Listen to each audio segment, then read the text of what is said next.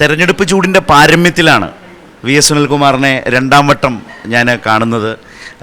ഇപ്പോൾ ഗുരുവായൂർ മണ്ഡലത്തിലൂടെ പ്രചരണം നടത്തുന്നതിനിടെയാണ് കണ്ടത്. മീനമാസത്തിലെ ചൂടാണ്, മീനമാസത്തിലെ സൂര്യൻ മലയാളിക്ക് ഏറ്റവും പ്രിയപ്പെട്ട സിനിമയാണ്. അപ്പോൾ ഈ തെരഞ്ഞെടുപ്പ് ഏപ്രിൽ 26 കഴിയുന്നു, തൃശ്ശൂർ പൂരം വരാൻ പോകുന്നു. അപ്പോൾ തൃശ്ശൂരിൻ്റെ മൊത്തത്തിലുള്ള ഒരു പൊതുവായ വികാരത്തെ ഇടതുമുന്നണിക്ക് ഏറ്റെടുക്കാനായിട്ടുണ്ടോ? അതിൻ്റെ ഒരു പ്രതീകമായി താങ്കൾക്ക് മാറാനായിട്ടുണ്ടോ? ഈ മൊത്തത്തിൽ തൃശ്ശൂർ ജില്ലയിൽ തന്നെ ഞങ്ങൾ 3 സ്ഥാനാർത്ഥികളാണ് മത്സരിക്കുന്നത്. ഞാനുണ്ട്, രവീന്ദ്രൻ മാഷുണ്ട്, രാധാകൃഷ്ണനുണ്ട്. എൻ്റെ പൂർണ്ണമായ വിശ്വാസം ഞങ്ങൾ ഈ 3 സീറ്റും ജയിക്കും. ഇത്തവണ ഇടതുപക്ഷ ജനാധിപത്യ മുന്നണി ഈ 3 സീറ്റിലും തൃശ്ശൂരിൽ ജയിക്കും. തൃശ്ശൂർ, ആലത്തൂർ, അതുപോലെ തന്നെ ചാലക്കുടി. ഈ 3 മണ്ഡലത്തിലും LDFൻ്റെ സ്ഥാനാർത്ഥികൾ ഇത്തവണ ജയിക്കും. ഇലക്ഷൻ തുടങ്ങിയ അന്ന് മുതൽ ഉണ്ടായിട്ടുള്ള ഒരു ട്രെൻഡ് ഉണ്ട്. ആ ട്രെൻഡിന് ഒരു തരത്തിലും പിറകോട്ടടി ഉണ്ടായില്ല എന്നുള്ളതിനേക്കാൾ ഉപരി അത് ശക്തമായ നിലയിൽ അത് വർദ്ധിച്ച് നല്ലൊരു മൂവ്മെൻ്റായിട്ട് ഇന്ന് മാറിയിട്ടുണ്ട്. പ്രത്യേകിച്ച് തൃശ്ശൂർ മണ്ഡലത്തിൻ്റെ കാര്യം എനിക്ക് നേരിട്ടറിയാം. മറ്റുള്ള മണ്ഡലങ്ങളിലും രാധാകൃഷ്ണനാണെങ്കിലും രവീന്ദ്രൻ മാഷാണെങ്കിലും സ്ഥാനാർത്ഥിത്വത്തിലൂടെ അവർക്ക് ജനങ്ങൾക്കൊരു വലിയ പ്രതീക്ഷ ഉണ്ടായിട്ടുണ്ട്. അപ്പോൾ ഒരു LDFൻ്റെ ഒരു ജെനുവിനിറ്റി എന്ന് പറയുന്നത്, പ്രത്യേകിച്ച് മതേതര വിശ്വാസികളായിട്ടുള്ള ആളുകൾക്കിടയിൽ LDF ആണ് യഥാർത്ഥത്തിൽ വസ്തുതാപരമായി കാര്യങ്ങളെ സമീപിക്കുന്നതെന്നും ഈ പ്രത്യേകിച്ച് RSS ഉയർത്തുന്ന BJP ഉയർത്തുന്ന വെല്ലുവിളിയെ നേരിടാൻ ലെഫ്റ്റിനാണ് കുറച്ചും കൂടി റിലയബിളായിട്ടുള്ള ഒരു രാഷ്ട്രീയ പ്രസ്ഥാനം എന്നുള്ളൊരു വിചാരം 2019 അപേക്ഷിച്ച് 2024 വളരെയധികം ഉണ്ട്. അല്ല, അതിലൊരു വലിയ പ്രത്യേകത പറഞ്ഞൊരു വാചകം ഞാൻ എടുക്കുകയാണ്, ജെനുവിനാണ് എന്നുള്ളതാണ്. നിങ്ങളൊക്കെ ജെനുവിനാണ് എന്നുള്ളൊരു വലിയ ചിന്തയുണ്ട് ആളുകൾക്ക്. വലിയ പ്രതീക്ഷ മാത്രമല്ല, വലിയ ചിന്തയുണ്ട്, വലിയ തോന്നലുണ്ട്. വളരെ ജെനുവിനാകുക എന്ന് പറയുന്നത് ഈ തെരഞ്ഞെടുപ്പിലും ഈ കാലത്തും ഇത്തിരി ബുദ്ധിമുട്ടുള്ളതാണ്. ഒരുപാട് അഭിനയങ്ങളുടെ ഒരു കാലത്ത് ജെനുവിനായി മനുഷ്യരോട് സംസാരിക്കുക, ജെനുവിനായി രാഷ്ട്രീയം പറയുക എന്ന് പറയുന്നത് ഇടതുപക്ഷത്തിന് മാത്രം കഴിയുന്നതാണ് എന്നൊരു തോന്നലിലേക്ക് കൂടി ഈ കാലം മാറിയിട്ടുണ്ടോ? അല്ല, അപ്പോൾ നമ്മളൊക്കെ ജെനുവിനായിട്ട് സംസാരിക്കുന്നതിന് കാരണം നമ്മൾ ലെഫ്റ്റ് ആയതുകൊണ്ടാണ്. കാരണം നമ്മൾ പഠിച്ചിട്ടുള്ള ഒരു രാഷ്ട്രീയമാണെങ്കിലും ഇപ്പോൾ നമ്മളെ പഠിപ്പിച്ചിട്ടുള്ള രാഷ്ട്രീയ നേതാക്കന്മാരാണെങ്കിലും യാതൊരു കാപട്യങ്ങളില്ലാത്ത ആൾക്കാരാണ്. വളരെ സ്ട്രെയിറ്റ് ഫോർവേഡായിട്ട് ജനങ്ങളുടെ പച്ചയായി സംസാരിക്കുക എന്നുള്ളതാണ്. അപ്പോൾ നമുക്കതിനകത്ത് ഈ ഏതെങ്കിലും തരത്തിലുള്ളൊരു വെസ്റ്റഡ് ഇൻട്രസ്റ്റ് വെച്ചല്ല നമ്മൾ കാര്യങ്ങൾ പറയുന്നത്. രാജ്യ താല്പര്യം വെച്ചും പൊതുജന താല്പര്യം വെച്ചുകൊണ്ട് സിൻസിയറായിട്ട് സംസാരിക്കുക എന്നുള്ളതാണ് നമ്മളൊക്കെ പഠിച്ചിട്ടുള്ള ഒരു രാഷ്ട്രീയ പാഠത. അപ്പോൾ അത് നമ്മുടെ ഇലക്ഷൻ പ്രവർത്തനത്തിലാണെങ്കിലും ദൈനംദിന പ്രവർത്തനത്തിലൊക്കെ നമുക്ക് പ്രതിഫലിക്കുന്നൊരു കാര്യങ്ങളാണ്. അതിപ്പോൾ നമുക്ക് എങ്ങനെയാണത് പറയാമെന്ന് എനിക്കറിയില്ല. ഏതായാലും അത് ഒരു നൈസർഗികമായിട്ടുള്ളൊരു രീതിയാണ് ഇടതുപക്ഷത്തിൻ്റെ. അതിപ്പോൾ ലെഫ്റ്റിലെ നിങ്ങളിപ്പോൾ സാധാരണ പ്രവർത്തനോട് സംസാരിച്ചാലും ഇത് തന്നെയാണ് മനസ്സിലാവുക. ഒരു സാധാരണ പ്രവർത്തനോട് സംസാരിക്കുമ്പോൾ അയാളുടെ ലെവലിൽ അയാളിപ്പോൾ ഏത് പൊസിഷനിലായിരിക്കും ആ പൊസിഷനിൽ ഇരുന്നുകൊണ്ട് പറയുന്നതും കറക്റ്റായിരിക്കും. കാരണം വേറൊന്നും അവർക്ക് സംബന്ധിച്ചില്ല. അപ്പോൾ അതാണ് ഇടതുപക്ഷത്തിനുള്ളൊരു പ്രത്യേകത എന്നുള്ളത്. നമ്മളെപ്പറ്റി പറയുന്നതിനേക്കാൾ കൂടുതലായി ഈ മനുഷ്യൻ്റെ അനുഭവം എന്ന് പറയുന്ന വലിയൊരു വിഷയമാണ്. 2021 ഇലക്ഷനിൽ നമുക്കെതിരായിട്ട് ഒരുപാട് ആരോപണങ്ങളും ഒക്കെ കൊണ്ടുപോകുന്നു. ഞാൻ ആ ഗവൺമെൻറ്റിൽ ഉണ്ടായിരുന്ന ആളാണല്ലോ. ആ ഗവൺമെൻറ്റിലെ മിനിസ്റ്റേഴ്സിനടക്കം എതിരടക്കമുള്ളൊരു വലിയ ആരോപണങ്ങളും ഒക്കെ കൊണ്ടുവന്നു. പക്ഷേ എന്ത് സംഭവിച്ചു? ജനങ്ങൾക്കൊരു അനുഭവങ്ങളുണ്ട്. അവരുടെ ജീവിതത്തിലുണ്ടായിട്ടുള്ള പല ഘട്ടങ്ങളിലും ലെഫ്റ്റ് ഗവൺമെൻറ് എങ്ങനെയാണ് അവരോട് സമീപിച്ചത്, അവരുടെ അടുത്ത് എങ്ങനെയാണ് ആ ഗവൺമെൻറ്റിൻ്റെ ഓരോ കാര്യങ്ങളും ചെയ്തു കൊടുത്തതെന്നൊക്കെ അവർക്ക് നന്നായിട്ട് അറിയാം. അപ്പോൾ അങ്ങനെ ജനങ്ങൾക്കൊരു അനുഭവം എന്ന് പറയുന്നത് അതിനേക്കാൾ വലിയ ഗുരുനാഥം വേറെ ഇല്ല എന്ന് പറയുമല്ലോ. അത് ജനങ്ങൾക്ക് ഉള്ളിൽ തട്ടിയിട്ടുള്ളൊരു സ്നേഹം LDFനെ സംബന്ധിച്ച് ഈ 2021 ഉണ്ടായിരുന്നു. അതാണ് LDF ജയിക്കാനുള്ള പ്രധാനപ്പെട്ട കാരണം. ഇപ്പോൾ ഇടതുപക്ഷ ജനാധിപത്യ മുന്നണിക്കെതിരായിട്ട് ഒരുപാട് കാര്യങ്ങൾ പ്രചരിപ്പിക്കപ്പെടുന്നുണ്ട്. അതിൽ പ്രധാനമായിട്ടും സംസ്ഥാന ഗവൺമെൻറ്റുമായിട്ട് ബന്ധപ്പെട്ട വിഷയങ്ങളിലേക്കാണ് ആളുകൾ കൊണ്ടുവരുന്നത്. ഇപ്പോൾ പെൻഷൻ കിട്ടിയില്ല. അപ്പോൾ ജനങ്ങളെ സംബന്ധിച്ചിടത്തോളം പെൻഷൻ കിട്ടിയില്ല എന്നുള്ളതിന് അവർക്ക് ഞങ്ങളോട് പരിഭവം ഉണ്ടാവും. പക്ഷേ അവർക്ക് വെറുപ്പോ വിദ്വേഷമോ ഇല്ല. മനസ്സിലായിട്ടുണ്ടോ? സർക്കാരിനെതിരല്ല ജനം എന്നാണോ? അതായത് സർക്കാർ ഒരു 6 മാസം പെൻഷൻ കിട്ടാൻ വൈകി. അപ്പോൾ നമ്മളോട് വിളിച്ച് ആൾക്കാർ വഴിയിലൊക്കെ പോകുമ്പോൾ സുനി ഞങ്ങളുടെ പെൻഷൻ കിട്ടിയില്ല കേട്ടാ.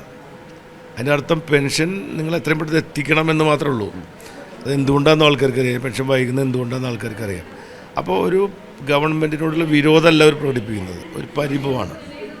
1 മാസത്തെ പെൻഷൻ കൊടുത്തു, ഏപ്രിൽ മാസത്തോട് 2 മാസത്തെ പെൻഷൻ കൊടുക്കുന്നതോടുകൂടി 3 മാസത്തെ. അപ്പോൾ അതോടുകൂടി ആളുകളുടെ ആ ഒരു പരിഭവം അത് പോകും. അപ്പോൾ ജനങ്ങൾക്ക് അറിയാലോ, നമ്മളാണ് 1600 പെൻഷൻ ആക്കിയതും കൃത്യമായൊരു പെൻഷൻ തരാറുണ്ടെന്നും ഇപ്പോൾ പെൻഷൻ കിട്ടാത്തതിന് കാരണം കേന്ദ്ര ഗവൺമെൻറ് ആണെന്നും അവർ കാണിക്കുന്ന അവഗണനയെ സംബന്ധിച്ചൊക്കെ ഇപ്പോൾ സാമാന്യൻ എല്ലാവർക്കും മനസ്സിലായിരുന്നു. അപ്പോൾ അങ്ങനെ ഇടതുപക്ഷത്തിൻ്റെ ഇപ്പോൾ സ്റ്റേറ്റ് ഗവൺമെൻറ്റുമായി ബന്ധപ്പെട്ട കാര്യത്തിലാണെങ്കിൽ പോലും ഒരു ആൻറ്റി ഗവൺമെൻറ് ഒരു മൂവ്മെൻറ്റായിട്ട് കൊണ്ടുവരാൻ ഇവർക്ക് കഴിഞ്ഞിട്ടില്ല.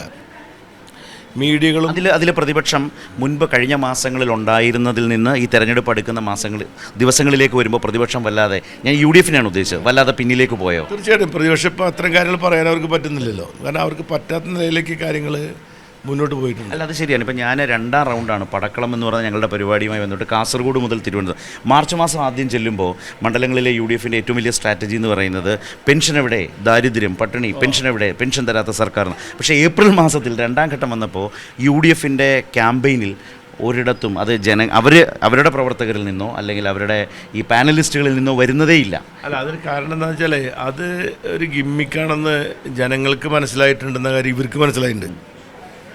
അത് ഇപ്പം ഇവിടുത്തെ ആങ്കർമാർക്കാണെങ്കിലും UDF ആൾക്കാർക്കാണെങ്കിലും ഇതൊക്കെ മനസ്സിലായിട്ടുണ്ട്. അപ്പോൾ അതുകൊണ്ടാണ് അവർ മാറ്റിപ്പിടിക്കുന്നത്. ഇപ്പോൾ BJP തൃശ്ശൂർ കേന്ദ്രീകരിച്ചുകൊണ്ട് ഇപ്പോൾ ഒരുപാട് കരുവന്നൂർ ഇഷ്യൂ റൈസ് ചെയ്തുകൊണ്ടിരിക്കുകയാണ്. പക്ഷെ കരുവന്നൂരിലെ പ്രശ്നം അത് ആത്മാർത്ഥമായിട്ട് പരിഹരിക്കാൻ LDF ശ്രമിച്ചുകൊണ്ടിരിക്കുന്നു എന്നുള്ള കാര്യം ആ നാട്ടിലെ ആൾക്ക് കുറേ അറിയാം. അതിനകത്തുണ്ടായിട്ടുള്ള മിസ്റ്റേക്കുകൾ ഞങ്ങളാരും ഓൺ ചെയ്തിട്ടില്ലല്ലോ. ആ മിസ്റ്റേക്കുകൾ എന്താണെങ്കിലും അത് പരിഹരിക്കാൻ ഗവൺമെൻറ് ആത്മാർത്ഥമായി ശ്രമിക്കുന്നു. ഇത് ജനങ്ങളെ ബോധ്യപ്പെടുത്തി കൊടുക്കുക എന്നുള്ളതാണ് നമ്മൾ ചെയ്യാൻ കഴിയുന്നത്. ഇപ്പോൾ 267 മറ്റോ ബാങ്കുകളിൽ ക്രമക്കേടുണ്ടായിട്ടുണ്ട്. അതിൽ 67% ബാങ്കും UDF ബാങ്കാണ്. 6-7 ബാങ്ക് BJP ബാങ്കുകളാണ്. അപ്പോൾ ഈ തൃശ്ശൂരത്തെ ഒരു ബാങ്കിനെ മാത്രം കേന്ദ്രീകരിച്ച് ആ ബാങ്കിൻ്റെ ഭരണത്തിനുമായി ബന്ധമുള്ള രാഷ്ട്രീയ പാർട്ടിയിലേക്കും ആ രാഷ്ട്രീയ പാർട്ടി നേതാക്കന്മാരിലേക്കും ഇത് കൊണ്ടുവന്ന് ഇതിനെ ഒരു രാഷ്ട്രീയ ആയുധമാക്കി മാറ്റുകയാണെന്നുള്ളത് ഇപ്പോൾ ജനങ്ങൾക്ക് നന്നായിട്ട് ബോധ്യപ്പെട്ടിട്ടുണ്ട്. ഇപ്പോൾ കൂടെ BJPക്കൊപ്പം ഇൻകം ടാക്സിനെ കൂടെ ഇറക്കിയിട്ടുണ്ട് തൃശ്ശൂരിലേക്ക്. അല്ല, IT ഇപ്പോൾ ആരെ വീട്ടിലുള്ള ITക്ക് വരാമല്ല, ഇൻകം ടാക്സിന് വരാം, EDക്ക് വരാം. അപ്പോൾ ഇൻകം ടാക്സ് ഒക്കെ ഒരു പാർട്ടി ഒരു ഇലക്ഷൻ പ്രഖ്യാപിച്ചതിന് ശേഷം ആ ഇലക്ഷൻ പ്രഖ്യാപിച്ചതിന് ശേഷം പ്രതിപക്ഷ പാർട്ടികളുടെ അക്കൗണ്ടിലേക്ക് എത്തിച്ചു നോക്കി അതിൻ്റെ അങ്ങനെയാണെങ്കിൽ എല്ലാ പാർട്ടി അക്കൗണ്ടുകളും ഒരു പരിശോധിക്കട്ടെ. ഇപ്പോൾ ഞാൻ മനസ്സിലാക്കുന്ന 98 ആരംഭിച്ചതാണ് CPM അക്കൗണ്ട്. അതിൽ KYC പ്രോപ്പറല്ല എന്നിപ്പോൾ പറയുന്നു. ഇപ്പോൾ ഇൻകം ടാക്സിൻ്റെ പേരിൽ CPIക്ക് അതുപോലെ CPM കോൺഗ്രസിനൊക്കെ ദേശീയ തലത്തിൽ വലിയ ഫൈനുകൾ നോട്ടീസ് അയച്ചുകൊണ്ട് ഇവരുടെയൊക്കെ പ്രവർത്തനത്തെയും ബാങ്ക് അക്കൗണ്ടുകളെയും മരവിപ്പിക്കാൻ ഒരു ശ്രമം നടത്തുന്നു. ഇലക്ട്രൽ ബോണ്ടിൽ കോടികൾ വാങ്ങിയ ആളുകൾ ഈ രൂപത്തിൽ പ്രതിപക്ഷത്തിന് നേരെ നീങ്ങുന്നു. ദില്ലിയിൽ അരവിന്ദ് കെജ്രിവാൾ ഇന്നും ജയിലിൽ കിടക്കുന്നു. അപ്പോൾ അതൊക്കെ വെച്ച് നോക്കുമ്പോൾ ദില്ലിയിലത് തൃശ്ശൂരത് ചീള് കേസാണോ? അല്ല, ഇത് എല്ലാ കേസും ചീള് കേസുകളാണ്. അല്ലാതെ ഇതിപ്പോൾ BJPക്ക് അറിയാവുന്നൊരു കാര്യം അല്ലെങ്കിൽ അവർക്കറിയാം ഇത് ഈ കേസിൻ്റെ പിന്നിലൊന്നുമില്ല എന്നവർക്കറിയാം. ഇപ്പോൾ 2021 എന്തൊക്കെ പറഞ്ഞു, ബിരിയാണി ചെമ്പിൽ സ്വർണം കടത്തി, ഖുറാനിൽ സ്വർണം കടത്തി, ഈത്തപ്പഴത്തിൽ സ്വർണം കടത്തി, ഈ വിവരങ്ങളൊക്കെ പുറത്തോട്ട് ED ആയിരുന്നല്ലോ. ഇപ്പോൾ ആ തെരഞ്ഞെടുപ്പ് കഴിഞ്ഞതിന് ശേഷം EDക്ക് എന്തെങ്കിലും പറയേണ്ടതുണ്ടോ? ഇപ്പോൾ ഇത് പറയുന്നതിൻ്റെ പിന്നിലും അവരുടെ താല്പര്യം എന്താണെന്ന് വെച്ചാൽ ജനങ്ങളുടെ ഇടയിലൊരു കൺഫ്യൂഷൻ ഉണ്ടാക്കുന്നതാണ്. അപ്പോൾ ഇടതുപക്ഷത്തിനുള്ള ഒരു പിന്തുണ, അതിനുള്ള ഇടതുപക്ഷത്തിൻ്റെ മൊറാലിറ്റി, അതിൻ്റെ മൊറയിൽ തകർക്കുക എന്നുള്ളതൊരു ഒരു സംഗതി. ഇത് പണ്ട് കാലത്ത് പിന്നെ കമ്മ്യൂണിസ്റ്റുകാരും ഇടതുപക്ഷക്കാരെയും ഈ നേരിട്ട് അവരെ അസാസിനേറ്റ് ചെയ്യുക എന്നുള്ള രീതി ഉണ്ടായിരുന്നെങ്കിൽ ഇപ്പോൾ ക്യാരക്ടർ അസാസിനേഷനാണ്. ഒരു പാർട്ടിയുടെ ക്യാരക്ടർ അസാസിനേറ്റ് ചെയ്യുക, ഒരു പാർട്ടി ലീഡറുടെ ക്യാരക്ടർ അസാസിനേറ്റ് ചെയ്യുക എന്നുള്ളതാണ്. അതിലൂടെ നമ്മുടെ പ്രസ്ഥാനങ്ങൾക്കുള്ള അതിൻ്റെ ഒരു ജനപ്രിയതയെ തകർക്കാൻ വേണ്ടിയിട്ടുള്ള ശ്രമമാണ് ഈ BJP നടത്തുന്നത്. ഇലക്ട്രൽ ബോണ്ട് വേണ്ടാന്ന് തീരുമാനിച്ച 2 പാർട്ടികളാണ് CPIM CPIയും. ഈ തൃശ്ശൂർ കാട്ടി 2 പാർട്ടികളെയും അല്ലെങ്കിൽ ഇടതുപക്ഷത്തെ ഏതെങ്കിലും തരത്തിൽ മോശപ്പെടുത്താൻ BJP വിചാരിച്ചാൽ നടക്കുമോ? ഒരിക്കലും നടക്കാൻ പോകുന്നില്ല. കാരണം എന്താണെന്ന് വെച്ചാൽ ഇപ്പോൾ ഇലക്ട്രൽ ബോണ്ടിൻ്റെ കാര്യത്തിൽ BJPക്ക് ഇതുവരെ മറുപടി പറയേണ്ടി വന്നിട്ടില്ലല്ലോ. പിന്നെ ഇവിടുത്തെ മാധ്യമങ്ങൾക്ക് ഇതൊന്നും ഒരു പ്രശ്നമല്ല. കാരണം മാധ്യമങ്ങളിപ്പോൾ ഇലക്ട്രൽ ബോണ്ടിൻ്റെ പിന്നിൽ ഉള്ള പിന്നെ കള്ളത്തരങ്ങളും പൊളിറ്റിക്കൽ കറപ്ഷനിലോ, ഇന്ത്യ കണ്ട ഏറ്റവും വലിയ പൊളിറ്റിക്കൽ കറപ്ഷനല്ലേ, അവരൊരു നിയമം ഉണ്ടാക്കി നിയമത്തിൻ്റെ മറവിൽ അവരുടെ രാഷ്ട്രീയ ശത്രുക്കളെ നേരിടുന്ന പോലെ തന്നെ അവർ വൻകിട കമ്പനിക്കാരെ ഭീഷണിപ്പെടുത്തി പണം വാങ്ങി ഇലക്ട്രൽ ബോണ്ട് വാങ്ങി ഒത്തുതീർപ്പുണ്ടാക്കുക എന്നുള്ളതാണ് ചെയ്തുകൊണ്ടിരുന്നത്. ഇതിലും വലിയ കറപ്ഷൻ എവിടെ നടന്നിരിക്കുന്നത്? ആ കറപ്ഷൻ ചെയ്തിട്ടുള്ള ആൾക്കാരാണ് ഇപ്പോൾ അഹമ്മദാബാദ് മെർക്കൻറ്റൈൽ കോപ്പറേറ്റീവ് സൊസൈറ്റിയിൽ നടന്നിട്ടുള്ള കേതൻ പരേഖുമായി ബന്ധപ്പെട്ട് നടന്നിട്ടുള്ള 1600 കോടി കടം കൊടുത്ത കേസുണ്ട്. ആരായാലും കേസിൽ പ്രതി ഈ അമിത്ഷാ ആയിരുന്നു, ഇപ്പോഴത്തെ സഹകരണ വകുപ്പ് മന്ത്രിയായിരുന്നു. ഇങ്ങനെയുള്ള പല വിഷയങ്ങളും നമ്മുടെ രാജ്യത്ത് നിലനിൽക്കുമ്പോൾ തന്നെയാണ് ഇതൊന്നുമല്ല പ്രശ്നം. ഇടതുപക്ഷത്തിൻ്റെ വളരെ ഇപ്പോൾ ഇലക്ട്രൽ ബോണ്ട് വാങ്ങാത്ത 2 പാർട്ടിയുള്ള CPI CPM ഇവിടുത്തെ എത്ര പത്രങ്ങൾ ഇത് ചർച്ച ചെയ്യുന്നുണ്ട്. ഇലക്ട്രൽ ബോണ്ട് വാങ്ങിയ പാർട്ടികളെ സംരക്ഷിക്കുക എന്നല്ലാതെ ഇലക്ട്രൽ ബോണ്ട് വാങ്ങാതിരിക്കുകയും അത് തെറ്റാണെന്ന് പറയുകയും അതിൻ്റെ കേസ് കൊടുക്കുകയും ചെയ്തിട്ടുള്ള CPM അടക്കമുള്ള ഇടതുപക്ഷ പാർട്ടികൾ കാണിക്കുന്ന രാഷ്ട്രീയ വിശുദ്ധി അല്ലെങ്കിൽ ഇത്തരം കാര്യങ്ങളൊക്കെ കാണിക്കുന്ന ഒരു ജെനുവിനിറ്റി എന്തുകൊണ്ടാണ് നമ്മുടെ രാജ്യത്തെ പത്രമാധ്യമങ്ങൾ ചർച്ച ചെയ്യാത്തത്? ഇതൊക്കെ കേരളത്തിലെ ജനങ്ങൾക്ക് നന്നായിട്ട് മനസ്സിലാവും. അതുകൊണ്ട് ഈ തെരഞ്ഞെടുപ്പിന് മുമ്പ് ഇപ്പോൾ നരേന്ദ്രമോദി ഇരിങ്ങാലക്കുടയിലേക്ക് വരാൻ പോകുന്നതാണ് പറയുന്നത്. അപ്പോൾ നിങ്ങൾ ഓർത്തു നോക്കണം, ഈ കേന്ദ്ര നേതൃത്വം എത്രമാത്രം ഈ തൃശ്ശൂർ മണ്ഡലത്തെ അവർ ഫോക്കസ് ചെയ്തിരിക്കുന്നു എന്നുള്ളത്. ഇനി എന്തൊക്കെ അട്ടിമറി ഇവിടെ നടത്താൻ കഴിയുമെന്നതിനെപ്പറ്റി അവർ ചിന്തിച്ചുകൊണ്ടിരിക്കുകയായിരിക്കും. കാരണം കേന്ദ്രത്തിൻ്റെ സകലവിധ അധികാരങ്ങളും കൈവശമിരിക്കുന്ന BJP തൃശ്ശൂർ പിടിക്കാൻ വേണ്ടി പലതും അവർ ശ്രമിക്കും. എന്ത് ശ്രമിച്ചാലും ശരി, ജനങ്ങളാണല്ലോ പ്രധാനപ്പെട്ട കാര്യം. ആ ജനങ്ങളുടെ ഹിതത്തെ അവർക്കൊരിക്കലും വളരെ പെട്ടെന്നൊന്നും മാനിപ്പുലേറ്റ് ചെയ്യാൻ തൃശ്ശൂരിൽ പറ്റുമെന്ന് എനിക്ക് തോന്നുന്നില്ല. ഈ തൃശ്ശൂരിലെ വോട്ടർമാരെ നമുക്ക് ഹിന്ദുത്വ താല്പര്യമുള്ള വർഗീയ വോട്ട് താല്പര്യമുള്ളവരെ മാറ്റി നിർത്താം. അല്ലാത്ത ഹിന്ദു വോട്ട് അല്ലെങ്കിൽ മതന്യൂനപക്ഷങ്ങളുടെ വോട്ട്, മതനിരപേക്ഷമായി രാജ്യം നിൽക്കണം എന്നാഗ്രഹിക്കുന്ന തൃശ്ശൂരിൻ്റെ വോട്ടിംഗ് പാറ്റേൺ അവർ യഥാർത്ഥത്തിൽ ഈ തെരഞ്ഞെടുപ്പിൽ അവർക്ക് മുമ്പിലെ വിഷയങ്ങൾ വെച്ച് ഇപ്പം മണിപ്പൂർ അടക്കമുള്ള വിഷയങ്ങൾ നിൽക്കുകയാണല്ലോ, പൗരത്വത്തിൻ്റെ പ്രശ്നം നിൽക്കുകയാണ്. അതിൻ്റെ തെരഞ്ഞെടുപ്പ് പ്രകടന പത്രികയിൽ പോലും കോൺഗ്രസ് അത് പറഞ്ഞിട്ടില്ല. അപ്പോൾ ഈ വിവിധങ്ങളായ പ്രശ്നങ്ങൾ ബന്ധപ്പെടുത്തി തൃശ്ശൂരിലെ ശരിയായ മതനിരപേക്ഷ വോട്ടിൻ്റെ ആനുകൂല്യം മുൻ തെരഞ്ഞെടുപ്പുകളേക്കാൾ അധികം LDFിലേക്ക് വരും എന്നാണോ വിചാരിക്കുന്നത്? ഇതിൽ നമ്മൾ കാണേണ്ട ഒരു കാര്യം എന്താ വെച്ചാൽ, നമ്മൾ ജനങ്ങളെ ഇപ്പോൾ ക്രിസ്ത്യാനി, ഹിന്ദു, മുസ്ലിം എന്ന കമ്പാർട്ട്മെൻറ്റിലാക്കുക എന്നുള്ളതിനോട് എനിക്ക് യോജിപ്പുള്ള ആളല്ല. മണിപ്പൂർ ഇഷ്യൂ എന്ന് പറയുന്ന ക്രിസ്ത്യാനികളെ മാത്രം ഇഷ്യൂ ആയിട്ടല്ല നമ്മൾ കാണേണ്ടത്. മണിപ്പൂരിലെ ഇഷ്യൂ ക്രിസ്ത്യൻസിൻ്റെ ഇഷ്യൂ അല്ല. ഇപ്പോൾ പൗരത്വ നിയമ ഭേദഗതി മുസ്ലിങ്ങളെ മാത്രം ബാധിക്കുന്ന ഒരു പ്രശ്നമല്ല. അത് നമ്മുടെ രാജ്യത്തിൻ്റെ പൊതുവായിട്ടുള്ള അതിൻ്റെ ഒരു സ്ട്രക്ചറിനെ ബാധിക്കുന്നൊരു പ്രശ്നമാണ്. അപ്പോൾ അതുകൊണ്ട് നമ്മൾ എപ്പോഴും ഈ തൃശ്ശൂർ മണ്ഡലത്തിലെ ജനങ്ങൾ കാണുന്നത്, ഞാൻ തൃശ്ശൂരിലെ ജനങ്ങളുമായിട്ട് എനിക്ക് ബന്ധം വെച്ച് ഞാൻ പറയാണ്, ഏത് ജനവിഭാഗത്തിൻ്റെ ഒരു വിഷയം എന്നതിനേക്കാൾ ഉപരിയായിട്ട് അതിനൊരു പൊതുപ്രശ്നമായിട്ട് എടുക്കാനുള്ളൊരു പൊളിറ്റിക്കൽ ഡിറ്റർമിനേഷൻ, ഒരു രാഷ്ട്രീയ ഇച്ഛാശക്തി തൃശ്ശൂരിലെ ജനങ്ങൾക്കുണ്ടെന്നാണ് എൻ്റെ വിശ്വാസം. അതിലിപ്പോൾ കടുത്ത വർഗീയവാദികളായിട്ടുള്ള ആൾക്കാരെല്ലാം അവിടെ ഉണ്ടായിരിക്കാം, പക്ഷേ ഒരു 99% ആളുകളും ഏതെങ്കിലും മതത്തിൽ വിശ്വസിക്കുന്നുണ്ടാവും. പക്ഷെ ആ മതത്തിൻ്റെ അടിസ്ഥാനത്തിൽ മാത്രം കാര്യങ്ങളെ വിലയിരുത്തുന്നവരല്ല. അപ്പോൾ അതുകൊണ്ട് BJP ശ്രമിക്കുന്നത് അത്തരത്തിലുള്ളൊരു ഡിവിഷൻ ഉണ്ടാക്കുക എന്നുള്ളതാണ്. അപ്പോൾ ഒരു ഇഷ്യൂവിൻ്റെ മുകളിലാണെങ്കിൽ ഇപ്പോൾ നമ്മളിപ്പോൾ മണിപ്പൂർ പ്രശ്നം ക്രിസ്ത്യൻസിൻ്റെ മാത്രം പ്രശ്നമായിട്ട് റേസ് ചെയ്യുക എന്നുള്ളതിനേക്കാൾ ഉപരി നമ്മുടെ സമൂഹത്തിൻ്റെ പൊതുവായ പ്രശ്നമായിട്ട് റേസ് ചെയ്യാനാണ് ഞങ്ങളിവിടെ ശ്രമിക്കുന്നത്. അപ്പോൾ അതുകൊണ്ട് അതിനുള്ളൊരു ആക്സെപ്റ്റൻസ് ഇവിടുത്തെ ജനങ്ങളുടെ ഇടയിൽ നിന്നും ഉറപ്പായിട്ടുണ്ടാവും. നമ്മൾ ഒരു മതപരമായ ഒരു വിഷയം എന്നതിനേക്കാൾ ഉപരിയായി ഇത് മനുഷ്യനെതിരായിട്ടുള്ളൊരു വലിയ കടന്നാക്രമണമായിട്ടാണ് മണിപ്പൂർ ഇഷ്യൂവിനെ നമ്മൾ തൃശ്ശൂരിൻ്റെ ഒരു അനുഭവം വെച്ച് നോക്കുമ്പോൾ ഈ വിഷയം തന്നെ രണ്ടായിട്ടാണ് ഞാൻ അതിനെ കമ്പാർട്ട്മെൻ്റലൈസ് ചെയ്യുക. ഒന്ന് തീവ്ര ഹിന്ദുത്വ വർഗീയ താല്പര്യമുള്ള ആളുകൾ, മറ്റത് മതനിരപേക്ഷ ചിന്താഗതിയുള്ള ആളുകൾ. ഈ 2 വിഭാഗമാണ് യഥാർത്ഥത്തിലുള്ളത്. ഈ രണ്ടാമത്തെ വിഭാഗത്തെ പ്രതിനിധീകരിക്കുന്ന കാര്യത്തിൽ കോൺഗ്രസ് തൃശ്ശൂരിൻ്റെ അനുഭവത്തിൽ സുനിൽകുമാർ എന്ന് പറയും, കോൺഗ്രസ് കുറേ കൂടി ദുർബലമായോ അതോ ഒരു നല്ല ഒരു നല്ല മത്സരം തരുന്നുണ്ടോ കോൺഗ്രസ്? കോൺഗ്രസ് വളരെ UDF വളരെ ദുർബലമാണെന്നൊന്നും ഞാൻ പറയില്ല. പക്ഷെ അവർ രാഷ്ട്രീയമായി ഒരു ദുർബലപ്പെട്ടിരിക്കും. നിലപാട് കൊണ്ടും അവരുടെ രാഷ്ട്രീയമായ പല തീരുമാനങ്ങളും UDFനെ വിശ്വസിക്കുന്ന ജനങ്ങൾക്കിടയിൽ വലിയ ആശയക്കുഴപ്പമുണ്ടാക്കിയിട്ടുണ്ട്. അവർക്ക് UDFിലുള്ള അല്ലെങ്കിൽ കോൺഗ്രസ്സിലെ വിശ്വാസം നഷ്ടപ്പെടാൻ ഇടയാക്കിയിട്ട് ഇപ്പോൾ AICCയുടെ പൗരത്വ നിയമ ഭേദഗതിയുമായി ബന്ധപ്പെട്ട നിലപാട് അവരിൽ വിശ്വാസം അർപ്പിച്ചിരിക്കുന്ന ജനവിഭാഗങ്ങൾക്കിടയിൽ അവരോടുള്ള വിശ്വാസം നഷ്ടപ്പെടാൻ ഇടയാക്കിയിട്ടുണ്ട്. അതുപോലെ ഇപ്പോൾ ശ്രീരാമ ജന്മഭൂമിയായിട്ട് ബന്ധപ്പെട്ടിട്ടുള്ള ക്ഷേത്ര നിർമ്മാണത്തിൻ്റെ കാര്യത്തിലുണ്ടായിട്ടുള്ള അവരുടെ നിലപാടുകളിൽ വെള്ളം ചേർത്തതും ഇവിടുത്തെ മതവിഭാഗങ്ങൾ അല്ലെങ്കിൽ വിശ്വാസികൾക്കിടയിലൊക്കെ ഒരു വലിയ, അല്ലെങ്കിൽ കോൺഗ്രസ്സിൽ വിശ്വസിക്കുന്ന പല മതേതരവാദികളായിട്ടുള്ള ആളുകൾക്കും അതിനോട് ശക്തമായ എതിർപ്പുകളുണ്ട്. അതുപോലെ മതന്യൂനപക്ഷങ്ങൾക്കിടയിലുള്ള വർഗീയ തീവ്രവാദികളുമായിട്ടുള്ള ബന്ധങ്ങളിൽ അവരെടുക്കുന്ന സമീപനങ്ങളൊക്കെ നമ്മളെപ്പോഴും ഒരു തത്വാധിഷ്ഠിത നിലപാട് സ്വീകരിക്കുക എന്നുള്ളത് ഏത് രാഷ്ട്രീയ പാർട്ടിയെ സംബന്ധിച്ചും പ്രധാനപ്പെട്ടതാണ്. നമ്മൾ വെറുതെ കണക്കുകൾ മാത്രം പറയുന്നതല്ലല്ലോ. നമുക്കൊരു ഏത് കാര്യത്തിലും ഒരു ഐഡിയോളജി നമുക്കുണ്ടാവണം. അല്ലാതെ നമ്മൾ വെറുതെ അതാണ് ജനങ്ങൾക്ക് ഇഷ്ടപ്പെടുന്ന കാര്യം.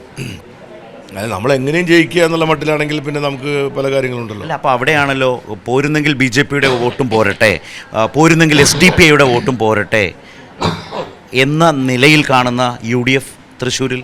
അല്ല, അതാണ് ഞാൻ പറഞ്ഞത്. അതുകൊണ്ടാണല്ലോ അവർക്ക് BJP-യിലേക്ക് പോകാനൊരു മടിയില്ലാത്തത്. ഇപ്പോൾ നമുക്ക് നാളെ BJP-യിലേക്ക് ചേരണമെന്ന് വെച്ചാൽ എൻ്റെ ആശയം എന്നെ സമ്മതിക്കില്ല. അല്ല, എൻ്റെ ഉള്ളിലുള്ള എൻ്റെ വളരെ ശക്തമായിട്ടുള്ള ഞാനൊരു ഐഡിയോളജി ഉണ്ടല്ലോ. ആ ഐഡിയോളജി എന്നെ ഒരിക്കലും നേരെ എതിരായിട്ട് രാഷ്ട്രീയ പാർട്ടിയിൽ ചേരാൻ എനിക്കൊരിക്കലും എൻ്റെ മനസാക്ഷി സമ്മതിക്കില്ല. ഇവരെ സംബന്ധിച്ച് ആ പ്രശ്നമില്ല. കാരണം വെച്ചാൽ ഈ പറഞ്ഞ അതാണല്ലോ ചിന്താഗതി.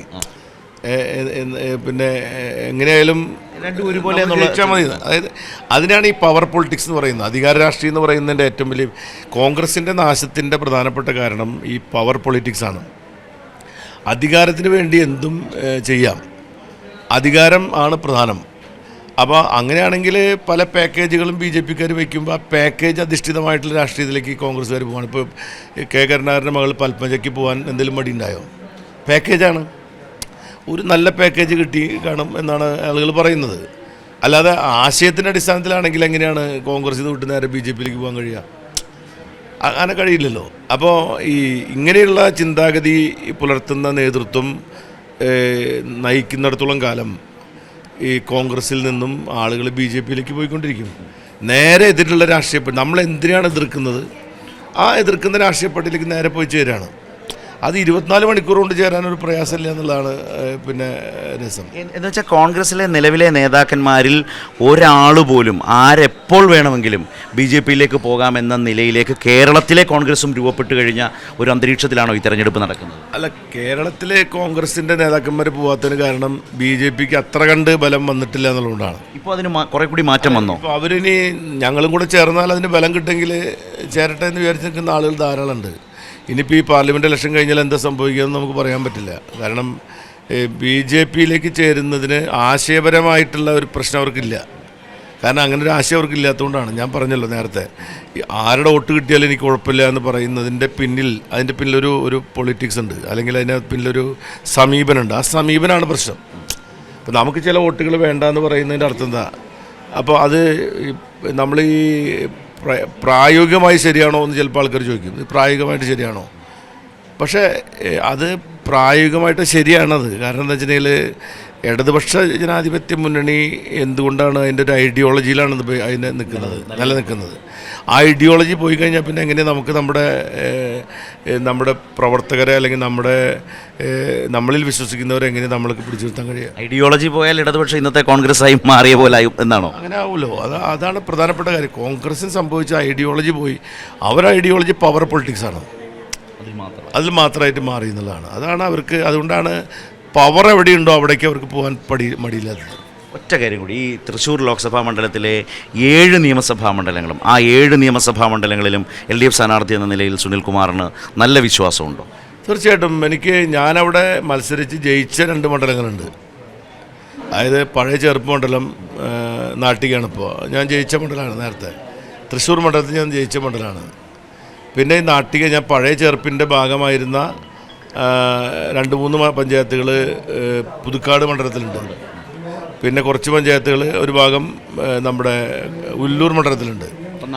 അപ്പോൾ എനിക്ക് വളരെ അടുത്ത ബന്ധമുള്ള, അല്ലാതെ തന്നെ മണലൂരാണെങ്കിലും ഗുരുവായൂരാണെങ്കിലും ഇരിങ്ങാലക്കുട ആണെങ്കിലും ഈ മണ്ഡലങ്ങളായിട്ടൊക്കെ എനിക്ക് വളരെയധികം രാഷ്ട്രീയമായി വ്യക്തിപരമായിട്ടും അടുത്ത ബന്ധമുള്ള സ്ഥലങ്ങളാണ് 7 മണ്ഡലങ്ങളായിട്ടും.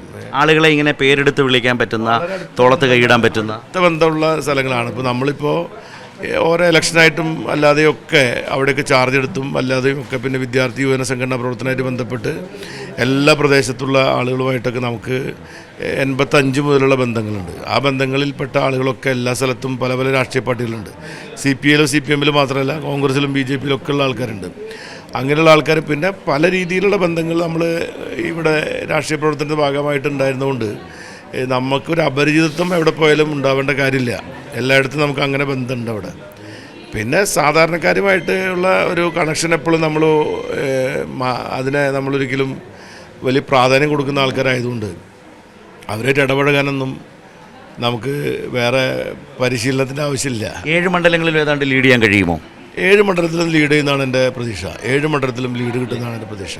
അപ്പോൾ പൂരം കളറാക്കണ്ടേ? ഇതിനിടയ്ക്ക് പൂരം കൂടി വരികയാണ്. അല്ല, തൃശ്ശൂർ പൂരം ഇപ്പോൾ ഇലക്ഷൻ ഉണ്ടെങ്കിലും ഇല്ലെങ്കിലും നമ്മുടെ പൂരമാണല്ലോ. ഇലക്ഷൻ ഉണ്ടായാലും ഇല്ലെങ്കിലും തൃശ്ശൂർ പൂരത്തിന് വേറെ കേസ് നമ്മൾ എടുക്കില്ല. അപ്പോൾ ആ പൂരത്തിൻ്റെ ദിവസങ്ങളിൽ എന്താണ് സ്ഥാനാർത്ഥി കൂടിയാണ്? തൃശ്ശൂർ പൂരത്തിന് ആ ദിവസം മുഴുവൻ ഞാൻ തൃശ്ശൂർ പൂരത്തിനുണ്ടാവും. പൂരത്തിൻ്റെ ഭാഗമായിട്ടാവും. അതിനൊരു സിസ്റ്റം ഉണ്ട്. നമ്മൾ എല്ലാ കൊല്ലം തൃശ്ശൂർ പൂരം കാണുന്നതിനൊരു സിസ്റ്റം ഉണ്ട്. അത് രാവിലെ മഠത്തിൽ വരവിൻ്റെ അവിടെ മഠത്തിൽ വരവ് വരും മുമ്പ് ആ മഠത്തിനകത്തൊരു ചടങ്ങുണ്ട്. ആ ചടങ്ങിൽ ഞാനൊരു 15 കൊല്ലമായിട്ട് സ്ഥിരമായിട്ട് പങ്കെടുക്കുന്നതാണ്. അവിടുത്തെ ഈ കുട്ടികൾക്ക് അവിടെ ഈ വേദം പഠിപ്പിക്കുന്ന കുട്ടികളായിട്ട് ബന്ധപ്പെട്ടൊരു ചടങ്ങുണ്ട്. ആ ചടങ്ങിൽ പങ്കെടുക്കാറുണ്ട്. അത് കഴിഞ്ഞാൽ അവിടെ പിന്നെ നമ്മുടെ പഞ്ചവാദ്യം അവിടെ നിന്ന് തുടങ്ങും. ആ പഞ്ചവാദ്യം അവിടെ ഒരു മണിക്കൂറോളം അത് കണ്ടു കഴിഞ്ഞാൽ നേരെ പാറമക്കാവിൻ്റെ മുമ്പിൽ ചെമ്പട കൊട്ടുണ്ടാവും. ഇപ്പോൾ അനിയന്മാരാണ്. ആ ചെമ്പട കൊട്ടി കുറച്ച് കണ്ടു കഴിഞ്ഞാൽ നേരെ പാറമക്കാവിൻ്റെ അവിടെ പോയിട്ട് കഞ്ഞി കുടിക്കും. കഞ്ഞി കുടിച്ച് കഴിഞ്ഞിട്ട് നേരെ കിഴക്കേ നടവഴി അകത്ത് കയറി കഴിഞ്ഞാൽ പിന്നെ എലിഞ്ഞിത്ര മേളം കഴിഞ്ഞോടുകൂടി നേരെ ഇറങ്ങി തെക്കോട്ടിറക്കം കാണും. തെക്കോട്ടിറക്കം കഴിഞ്ഞാൽ പിന്നെ നമ്മൾ അന്നത്തെ പൂരത്തിൻ്റെ വൈകിട്ട് പരിപാടി കഴിഞ്ഞു. പിന്നെ നമ്മൾ വൈകുന്നേരത്തെ മേളം കാണാൻ വേണ്ടി ചിലപ്പോഴും പോകാം, എല്ലാ കൊല്ലം പോകാറില്ല.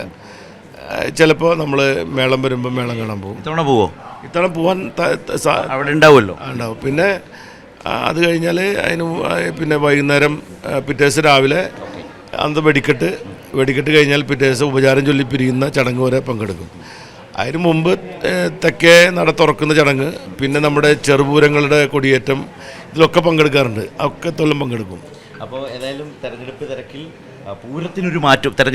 പൂരത്തിനൊരു മാറ്റവുമില്ലാതെ പൂരത്തിൻ്റെ പൂരാവേശത്തിലൂടെ തന്നെ അല്ലേ ഏപ്രിൽ 26 പോകും. ഇലക്ഷൻ പ്രവർത്തനത്തിൽ മാറ്റം വരുത്തുന്നല്ലാതെ പൂരപ്രവർത്തനത്തിൽ മാറ്റം വരില്ല. നമ്മുടെ പൂരമല്ലേ അല്ലേ? അത് ഏതായാലും ഇലക്ഷൻ പൂരമായി പൂരത്തിൻ്റെ വിജയം പോലെ തന്നെ തെരഞ്ഞെടുപ്പ് വിജയത്തിലേക്ക് കൂടി പോകുന്നുള്ള തികഞ്ഞ ആത്മവിശ്വാസമാണ്. ഗുരുവായൂരിൽ വെച്ചാണ് ഞങ്ങൾ സംസാരിച്ചത്. ഈ മണ്ഡലത്തിലാണ് ഇന്ന് അദ്ദേഹത്തിൻ്റെ തെരഞ്ഞെടുപ്പ് പ്രചാരണം. നട്ടുച്ച സമയമാണ്. ഒരു ചെറിയ ബ്രേക്ക് എടുത്തതാണ്. ഊണ് കഴിക്കാൻ എല്ലാവരും വിളിച്ചുകൊണ്ടിരിക്കുന്നു. അപ്പോൾ സ്ഥാനാർത്ഥിയെ ആ വഴിക്ക് വിടുകയാണ്. ഓക്കെ സുനിലേട്ടാ, താങ്ക് യു.